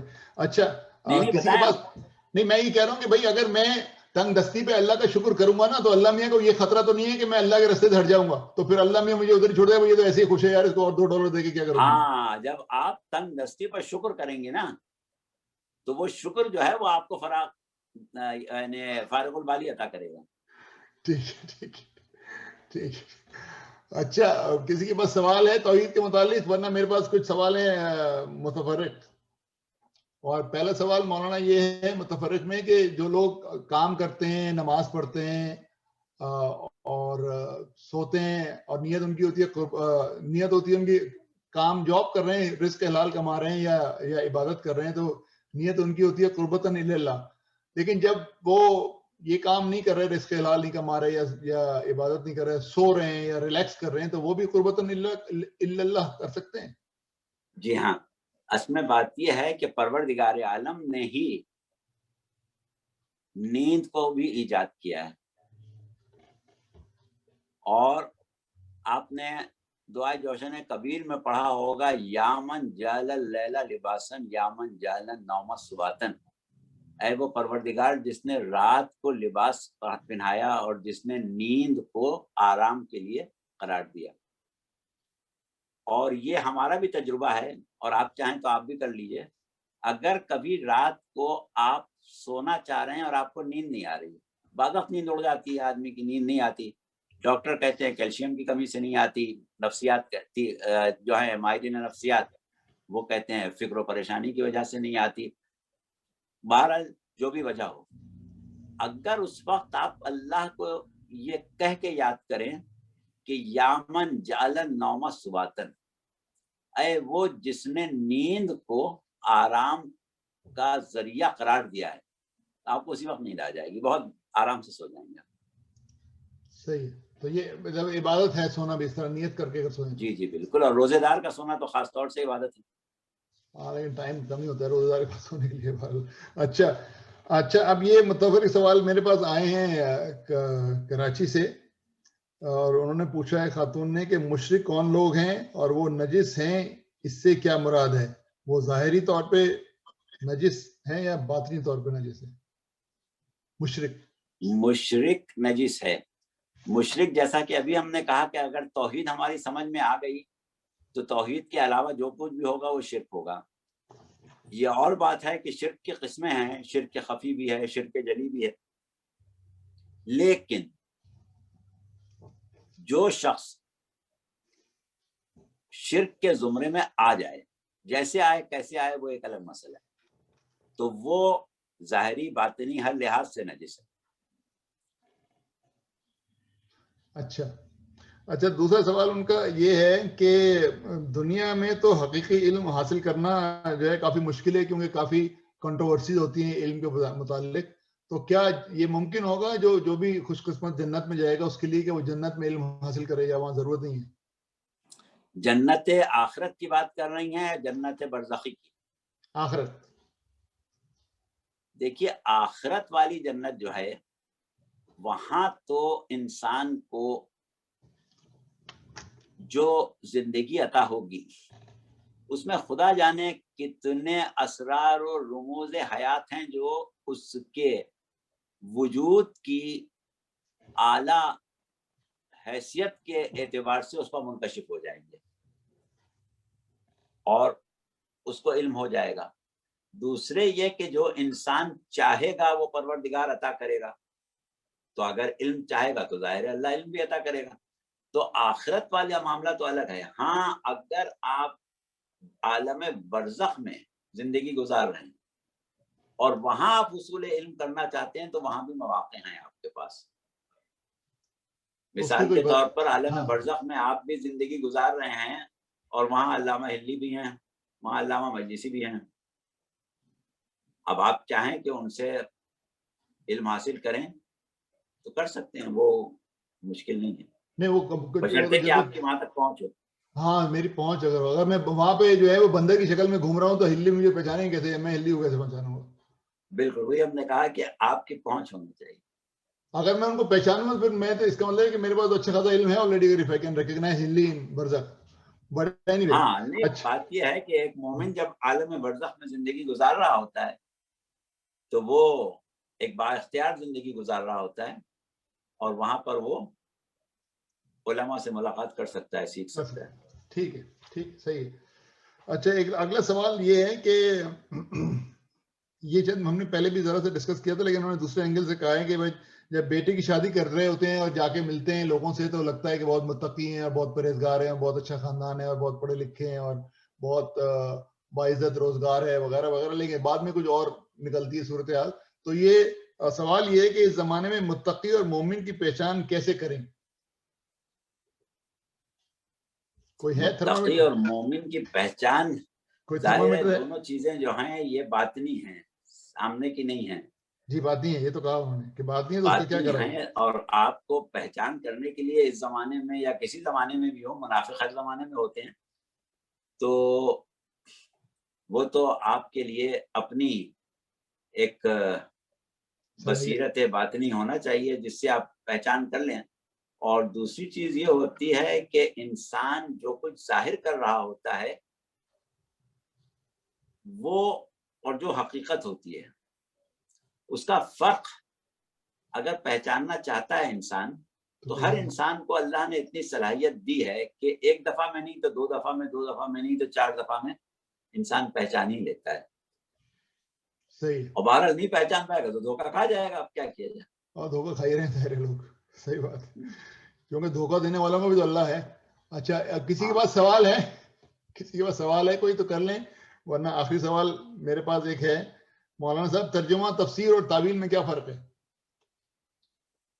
ترجمہ کسی زبان میں جو کچھ کہا یا لکھا گیا ہے اس کے الفاظ کو آپ کسی دوسری زبان میں منتقل کر دیں کہ وہ زبان بولنے والا جو ہے اس کے لیے وہ اس کی زبان کا جملہ ہو جائے، اس کو ہم ترجمہ کہتے ہیں.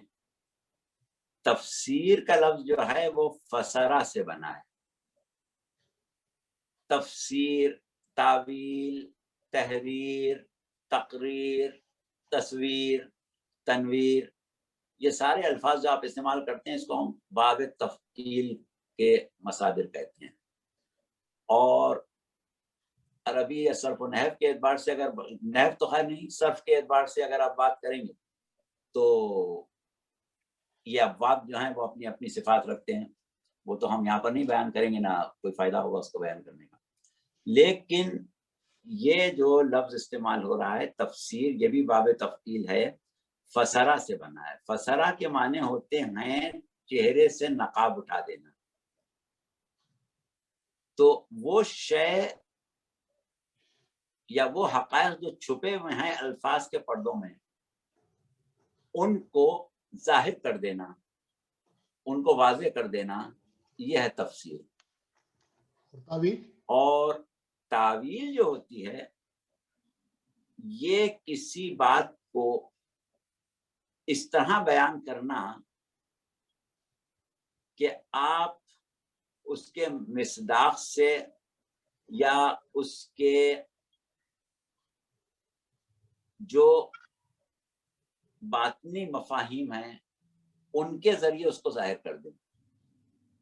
جیسے مثال کے طور پر آپ سے کہا گیا انسان کیا ہے، اب سوال کیا گیا انسان کیا ہے. آپ نے کہا کہ بھائی انسان وہ ہے کہ جس کے دل میں درد ہو. آپ نے کہا انسان وہ ہے جو سوچتا ہے. آپ نے کہا انسان وہ ہے جو بولتا ہے. مطلب یہ کہ مختلف طریقوں سے آپ انسان کی تعریف کر سکتے ہیں. یہ ہوئی تعریف. اب آپ چاہتے ہیں تعویل کریں. آپ نے کہا بھائی انسان کو جاننا چاہتے ہو، پیغمبر اسلام کو دیکھو جا کے، تمہارا انسان سمجھ میں آ جائے گا. آپ نے ایک مصداق کی طرف اس کی فکر کا رخ موڑ دیا. آپ نے کہا رہے انسان، جاؤ حسین کو دیکھو، انسان سمجھ میں آ جائے گا. تو یہ کیا ہے؟ یہ تعویل ہے کہ آپ نے کسی بات کو سمجھانے کے لیے اس کے مصادیق، اس کی صفات، اس کے اعلیٰ معیار کا مثالی نمونہ وہ پیش کر دیا. یہ ہوتی ہے تعویل. اچھا، توجیہ اور تعویل میں فرق ہے. توجیہ بنا ہے وجہ سے. اچھا، وجوہات بیان توجیہ کرنا. یعنی کسی چیز کی وجہ بتانا، ویریفیکیشن. ٹھیک ہے، ٹھیک ہے. اچھا، اب بالکل یہ آخری سوال ہے. بالکل یہ نہیں، ندیم بھائی سوال کر لیں جی، بسم اللہ. میں کہہ رہا تھا کہ ساری گفتگو میں وہ جو آپ نے تفسیر اور توجیہ اور ترجمہ، ہاں ترجمہ، اور اس میں تفسیر بالرائے کے بارے میں تھوڑا سا کچھ دو چار اگر جملے عنایت فرما دیں. تفسیر بالرائے کافی استعمال ہوتا ہے. تفسیر بالرائے. تفسیر بالرائے کا لفظ جو بہت زیادہ استعمال ہوتا ہے وہ عموماً ہمارے یہاں یہی ہوتا ہے کہ ہم نے کوئی تفسیر کسی آیت کی بیان کی، آپ نے کہہ دیا کہ صاحب یہ تو تفسیر بالرائے ہے، ہم نہیں مانتے اس کو. بات یہ ہوتی ہے کہ پروردگار عالم نے اپنے کلام میں جو اسرار و رموز رکھے ہیں وہ معجزہ کلام الہی، خاص یعنی قرآن کا معجزہ یہ ہے کہ وہ کبھی فرسودہ نہیں ہوتے. ہر زمانے کے ساتھ اس کے نئے مطالب جو ہیں وہ سامنے آتے جاتے ہیں. کہ جب قرآن نازل ہوا تھا تو اس میں کہا گیا الحمدللہ رب العالمین.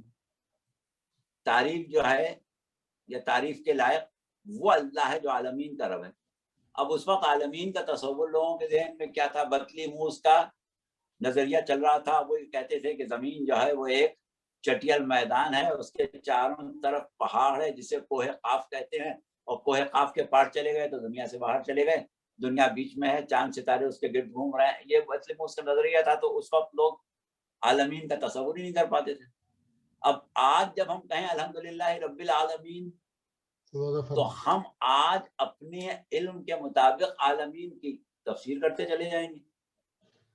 یہ بھی عالم ہے، یہ بھی عالم ہے، یہ بھی عالم ہے، یہ بھی عالم ہے. تو اس اعتبار سے زمانہ گزرتا رہے گا، قرآن فرسودہ نہیں ہوگا. اب اگر ہم قرآن سے ایسے مطالب اخذ کرتے ہیں کہ جو اس اعتبار سے قابل اعتراض نہیں ہے کہ ہم نے الفاظ کہ مفاہیم بدل دیے، معنی بدل دیے، اپنے مطلب کی بات نکالنے کے لیے کہیں کی بات کہیں جا کے لگا دی، یہ ہوتی ہے تفسیر بالرائے۔ لیکن قرآن کو سمجھنا، تفہیم قرآن جو ہے وہ ہر شخص اپنے ذہن سے سمجھتا ہے، اپنے علم کی سطح پر سمجھتا ہے۔ تو اپنے علم کی سطح پر، اپنے مشاہدے کی سطح پر، اپنے محسوسات کی سطح پر سمجھنا جو ہے وہ ہو سکتا ہے کہ آپ کا سمجھنا ہماری سمجھ میں نہ آئے، لیکن ہم اسے تفسیر بالرائے نہیں کہیں گے۔ اچھا، اس کا مطلب یہ کہ تفسیر جس بندے پہ اعتماد ہو، آپ کو اسی کی تفسیر پڑھیں آپ۔ اور تفسیر کا مراد یہ نہیں مولانا کہ بیک گراؤنڈ کیا ہے آیت کا، یہ نہیں ہے کہ کس زمرے میں اللہ نے بات بات کر یہ رہا ہے کہ دیکھیے تفسیر، اب یہ تو ایک نیا موضوع آپ لوگوں نے چھیڑ دیا۔ یہ علوم قرآن میں سب سے بنیادی جو سبجیکٹ ہے، سب سے بنیادی جو باب ہے، وہ ہے تفہیم قرآن، قرآن کو سمجھنا۔ تو قرآن کو سمجھنے کے لیے ہمیں بہت سے اصولوں کو، بہت سے قرائن کو دیکھنا پڑتا ہے۔ تو اس اعتبار سے تفسیر کی بہت سی اقسام ہوتی ہیں۔ آپ کسی بھی، جیسے ابھی ایک تفسیر کی بات کر رہے تھے، احسن صاحب کی تفسیر کی بات کر رہے تھے ہمارے معزز سامع، ندیم بھائی، یا مودودی صاحب کی تفسیر کی بات کر رہے تھے۔ ظاہر ہے کہ اس میں کچھ لکھا ہے، اس میں کچھ لکھا ہے، الفاظ تو وہی ہیں، معنی یہ کچھ اور لے رہا ہے، وہ کچھ اور لے رہا ہے۔ ٹھیک ہے، ٹھیک ہے، کسی دن اس پہ پروگرام کر لیں گے ہوتا مولانا۔ یہ ہے کہ معنی لینے کی کچھ بنیادیں ہیں، ان بنیادوں پر وہ معنی لے رہا ہے۔ تو اس میں یہ ہوتا ہے کہ تفسیر کی بہت سی قسمیں ہیں۔ آپ تفسیر صافی پڑھیں، اس میں زیادہ تر مصادیق کا تذکرہ ہے۔ بعض تفاسیر آپ پڑھیں، اس میں صرف قرآن کے باطنی معنوں پر زیادہ توجہ دی گئی ہے۔ بعض آپ پڑھیں، اس میں ظاہری معنوں پر دی گئی ہے۔ تو اس طریقے سے ہر ایک کا مطمع نظر الگ ہوتا ہے، اس کے حساب سے قرآن کی وضاحت پیش کی جا رہی ہے۔ اب اس میں ایک تفسیر ہوتی ہے، تفسیر کا ہمارے ہاں عموماً انداز یہ ہوتا ہے کہ جب آیت کو پڑھتے ہیں تو اس کی شان نزول پر بات کرتے ہیں کہ یہ آیت کب نازل ہوئی تھی، کس موقع پر نازل ہوئی تھی، اس کے اعتبار سے اس کی تفسیر کرتے ہیں۔ اب اس کے اوپر بہت سے اعتراضات ہیں، اب وہ ہم اس وقت نہیں بیان کریں گے کیونکہ وہ بات بہت پھیل جائے گی اور آپ لوگوں کی دلچسپی سے باہر چلی جائے گی۔ بہرحال تفسیر کی اقسام ہیں، اس میں ایک بہت سب سے زیادہ مقبول جو قسم ہے وہ تفسیر موضوعی ہے، کہ جس میں ہم ایک موضوع سے متعلق آیتیں جمع کر کے اس کے بعد مشیت پروردگار عالم کو سمجھنے کی کوشش کریں۔ چلیے، تو بہت زبردست چیز ہوگی۔ اچھا ٹھیک ہے مولانا، بہت بہت شکریہ۔ ایک سوال میں جلدی جلدی آپ سے آخری کر لوں کہ اللہ میاں کے نام 99 ہیں، اور اہل تشیع جو ہے وہ اس 99 کے نام کے علاوہ جو نام ہے خدا، اس کو کیوں ترجیح دیتے ہیں اور اسی کو استعمال کرتے ہیں عام طور پہ؟ خدا تو 99 میں شامل بھی نہیں ہے۔ بات یہ ہے کہ لفظ خدا جو ہے یہ ہم اللہ کے ان اسماء میں بھی شمار نہیں کرتے، اور دوسری چیز یہ کہ عربی کا لفظ بھی نہیں ہے۔ لیکن جہاں تک اہل تشیع کی بات ہے، اہل تشیع کا مسئلہ نہیں ہے۔ آپ صوفیہ کا سارا کلام نکال کے دیکھیں، لفظ خدا ہی ملے گا۔ ایران میں، بر صغیر میں آپ کو لفظ خدا ہی ملے گا۔ بات یہ ہے کہ خدا جو ہے، آج کل لوگ یہ سمجھتے ہیں کہ جیسے گاڈ کہا، ایشور کہا، یا بھگوان کہا، یا احرمن یا یزدان کہا، اسی طرح خدا کہا، ایسا نہیں ہے۔ یہ الفاظ اپنی جگہ ہیں، ان کی جو بھی حیثیت ہے اس پر ہمیں بات نہیں کرنا ہے۔ خدا جو ہے یہ فارسی زبان کا لفظ ہے اور خود آ سے بنا ہے۔ خود آ یعنی وہ ذات کہ جس کا تصور فطرتاً انسان کے اندر ہے۔ وہ جو ہم نے ایک دفعہ حدیث نہیں بیان کی تھی کہ طوفان میں تم کس کو یاد کر رہے تو اس نے کہا ایک وجود کا یاد کر رہا، یعنی وہ وجود خود بخود ذہن میں آتا ہے۔ تو خود آ یعنی وہ وجود جو خود سے ذہن میں آ جاتا ہو، جس کو یاد کرنے کی ضرورت نہ ہو، فطری طور پر وجود میں آ جاتا ہو۔ تو اس اعتبار سے جو اللہ کی صفات ہیں ان میں لفظ خدا جو ہے وہ بھی شامل ہے۔ اب یہ اور بات ہے کہ عربی کا لفظ نہیں ہے، قرآن میں نہیں استعمال ہوا، اہل عرب استعمال نہیں کرتے، لیکن ایران اور ہندوستان میں استعمال ہوتا ہے اور کوئی ضروری نہیں ہے کہ اس سے پرہیز کیا جائے. ٹھیک ہے بہت بہت شکریہ مولانا, بہت سیر حاصل گفتگو ہو گئی الحمدللہ, اور توحید کے موضوع کو ہم نے لپیٹ لیا آج, اور اب ہم آپ سے اجازت چاہیں گے, یہاں پہ افطار کا ٹائم ہونے کو ہے, اور اگلا پروگرام ہمارا اب ہوگا 8 مئی کو انشاءاللہ, اور اس میں ہم عدالت کے موضوع پہ گفتگو کا اپنی آغاز کریں گے, اور کوشش کریں گے کہ 1 یا 2 پروگرام کے اندر ہی اس کو وائنڈ اپ کر لیں. تو عدالت کو کیونکہ بہت ابھی ایشوز ہیں, مسائل ہیں جن پہ گفتگو کرنی ہے, تو تیز ذرا چلیں گے انشاءاللہ, اور آپ لوگوں کا اگر ساتھ رہا تو یہ پروگرام جاری رہے گا. بہت بہت شکریہ مولانا صاحب, آپ کو بھی بہت بہت شکریہ. بہت بہت شکریہ, آپ نے اتنا اہتمام کیا اور اتنی زحمت کی, اور ہم اپنے سامعین کے بھی بہت زیادہ شکر گزار ہیں کہ وہ وقت دے رہے ہیں, اور ہماری دعا ہے کہ پروردگار ان کی معرفت میں اضافہ کرے, ان کے علم میں اضافہ کرے, اور انشاءاللہ پروردگار ہمارے میزبان کی محنتوں کو بھی رائے گاں ہونے سے بچائے, بلکہ اس میں برکت دے, اور ان کی محنت جو ہے اس کے ثمرات بہت دور دور تک پہنچے انشاءاللہ. اچھی بات ہے. خدا حافظ. فی امان اللہ.